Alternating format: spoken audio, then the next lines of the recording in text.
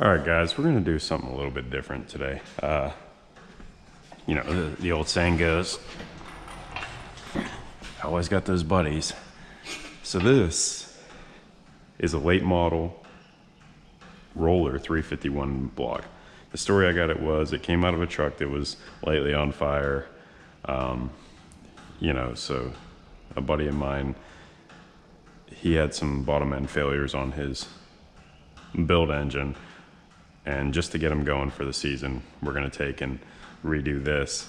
And we have to notch the pistons to clear the cam we're gonna use. And we're gonna run AFR 220 heads on a stock bottom end 351. We may put a little boost, a little nitrous to it, but in order to clear these bigger valves, and the cam we're gonna use, we have to use it. And we're gonna use this Lindy tool. So you tell them your valve size and they make this cutter so you can notch them. I've used the old Isky tool in the past, but this is a different one for me. So we're gonna run this Summit Motorsport Plus camshaft Pro LS. It shouldn't be. This should be a Ford camshaft. I wonder did he even open this? Yep, so they used good old Summit. At least they put the pins in this time. It's definitely a Windsor cam, but it says Pro LS on the box. The guys are gonna eat this up. It's an 8902 cam. It's, you know, not anything crazy as far as the lift and the duration, but it's good enough for what we're gonna do. And it's a great little power adder cam. So what they did was they took the old motorsports cams and modified them a little bit. So it's not a huge deal for that, but you know, they're going for that. This is for a later project, an S475. I'll tell you guys about that a little different, so that'll be something fun. So what we got to do is we got to battle with this. We're gonna have to take off the timing cover, and it's got the typical Windsor broken off studs. The timing cover is pretty much junk, but we'll get it all apart anyway. So he's done a little bit of work to it, but we'll get it apart and then we'll go from there. So I'll bring you guys back once I get some of it apart. All right, so we got our heads apart. We got our measurements down so we know what the specs are for the springs we need to order. Now we have to match them to the cam. What we did was we went ahead and installed some checker springs and set up our rocker arms and ran it through a cycle. The exhaust almost clears, it's gonna need just a small touch up. The intake does have a collision, and this is with no head gasket. So you would have marginally, you know, whatever you have, 3942 thou compressed with the head gasket. So we are gonna have to cut that a little bit more, but we'll touch the exhaust and we'll have to cut into the intake side a little bit more, which is expected with a 208 valve or whatever these things have in them. So that's not a huge surprise. But overall, it's not gonna be a bad operation. So we just need to take our checker springs out, install our cutter, and then since we know how much we need to take off, so since it hits and they say you want like 80 thou on the intake and 100 thou on the exhaust, or vice versa. I know 100 thou each way is safe. I know some guys push it a little bit more, but I'll look it up. And I believe it was 100 thou on the exhaust because the exhaust grows. It's been a while since I had to cut one, but either which way, typically, you know, as long as you have 80 to 100 thou, you're good. So all you're gonna do is, once you have this up in the head, and what he did nice was, some guys leave these a straight shaft and they don't cut into the lobes for the drill to grab. He also sets up a stop collar. So all this is really nice. I mean, I'm pretty happy with it. So we're gonna go ahead and cut that. And we're not overly cleaning this because he's gonna tear it apart and have it tanked and vatted, and then he's gonna reassemble it. It's our Junkyard Dog 351, but that doesn't mean we're gonna be dumb with it. We are gonna put it back together. I'll bring you guys back after I set it up to cut the valve pockets a little bit, and we'll show you how it works out. All right, guys, so we're back. we got 7 of them done. I decided to bring you back on the last one just to show you the kind of the process. So you take your cutter, you're gonna move it to the next valve location. Okay, so you wanna have a little bit of lube, but these guides are already oiled, so we're in good shape on that. Now, what I did to set them up is you got your stop collar right, and you know relatively how much you need from measuring before we're not blindly cutting. So you're gonna set your feeler blades underneath there and set your stop collar. And now I put a paint mark right there so I would know. So then you just snug up your collar and you can adjust it a little bit better. You don't have to go crazy on this. So we're gonna set it there. We're gonna put our feeler blades in. Not too tight. Right like so. And that's gonna give us our clearance.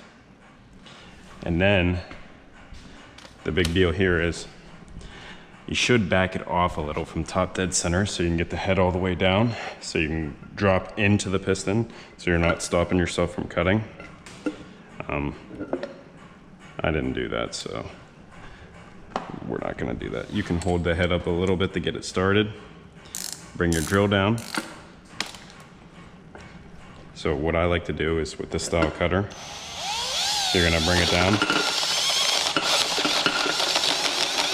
Now you see, watch it as it cuts, watch it as it cuts, watch it as it cuts.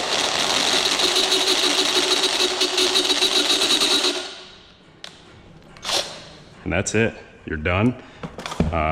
You're gonna pull it off. Now, if I was gonna not take the engine apart, I'd tape off the decks and everything like that. But since this one is coming apart, all we're gonna do is vacuum it up. Vacuum up the chip. Vacuum up the head. Now all of our cuts look relatively the same. You can take a depth gauge and check them. Now what I'm gonna do though, is I'm gonna take and break the sharp edges of this. So let's say he runs into a little bit of detonation, which is highly likely. We're gonna try and stop that from happening. So each little one, just perfect. So honestly, that's all you have to do. And then we'll bring it back when we actually assemble this thing. It'll probably make some power.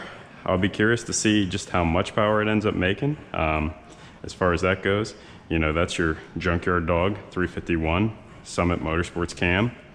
I use the old timing set. Now, ideally, you'd want to degree it in and check it. This is just dot to dot. I did not degree it in, I'll own up to that. But for what this is, you know, it will be 100% fine. Like I said, definitely break the sharp edges a little bit because that will cause detonation or pre-ignition. But that's it, guys.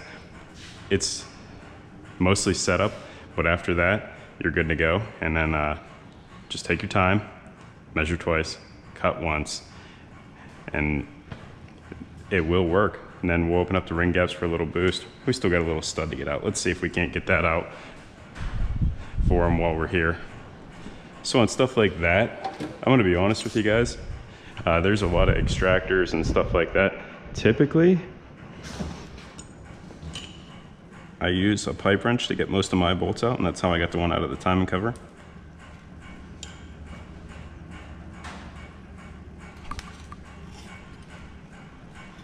Just like that.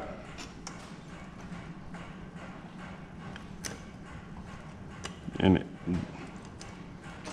you know, don't go Hercules on it. All you have to do is do stuff like that and come back. Now you can take your slip joint pliers, whatever you got. Work it back and forth a little bit. And that's out. Not staged, not nothing. We got the other one out of the timing cover the same way. And you can see there wasn't nothing left of them. Just a little bit of persistence will pay off. Crank sockets are a great idea. I love mine. That thing's probably 20 years old at this point. So that's it.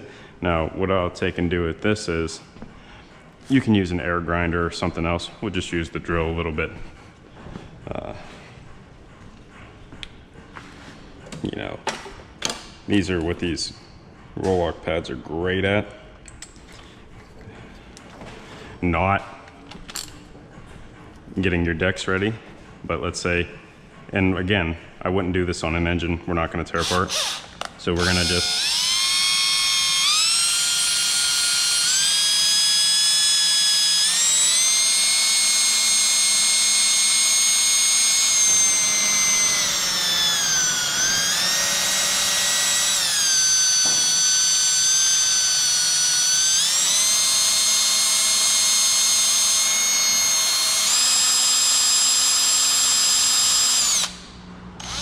polish the edges a little bit, go to your next one, and go down the line. Just all we're wanting to do is break that edge.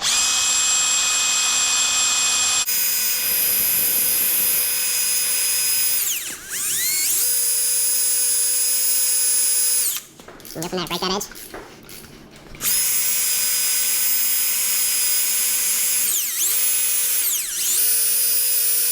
Again, guys, this is a budget deal. This is not a, I wouldn't do this on the race car, but if it was getting towards where the race is happening and you want to get there, and this is what you got, this is what you do. And then all you see, you get a nice broken edge, and that's it. Then again, after you do all this, you want to take and measure your clamp again.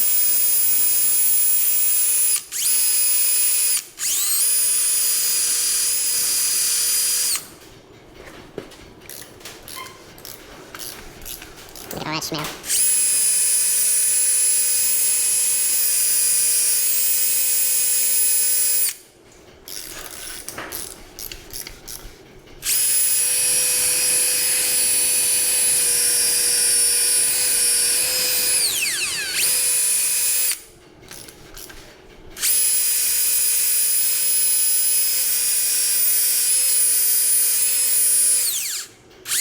There you go. So that's our Junkyard Dog 351 build. We'll see what it runs at the track. Thanks for watching, guys.